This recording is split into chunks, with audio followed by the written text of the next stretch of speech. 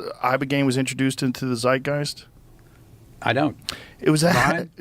Hunter S. Joe, Thompson. you gave it. No, Hunter S. Thompson in the 1970s when it was Ed Muskie and George McGovern. When McGovern was running for president, when during the primaries, he spread this rumor that Muskie was addicted to Ibogaine, and then he had a Brazilian witch doctor come to visit him, and it tanked Muskie's political career. I thought fake news was a new thing. No. Hunter S. Thompson was the beginning of fake news. Well, he called it gonzo journalism, you know?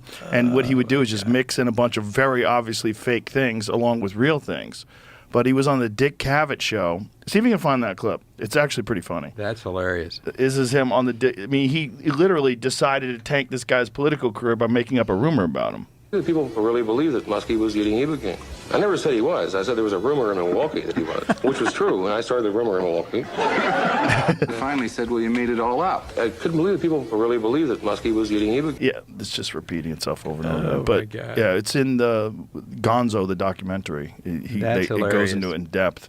He just decided that the guy was a big phony, and so he made up this story about the guy being addicted to Ibogaine, of all drugs, which is kind of crazy. And so that's how the public got introduced to Ibogaine. Now, Schedule 1 says that there is no medical purpose for this compound, whatever it might be, and that it's addictive. And Ibogaine is neither of those. Right. I mean, clearly evidence, as a matter of fact, if there was a definition of a compound that was not Schedule 1, Ibogaine would be the top of the list, most likely. Yes, but yet it's Schedule 1. Yeah. And I think for the purpose of educating the public, we go back and understand the early 70s, what Nixon was using these compounds for a political purpose, and he gathered them all up, swept them all up, and put everything under Schedule 1 so he could go after his political enemies, using these compounds as the vehicle to do that.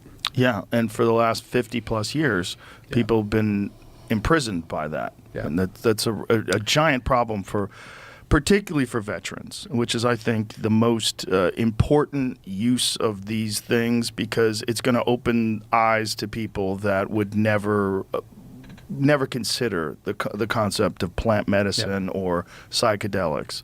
They would never consider it. But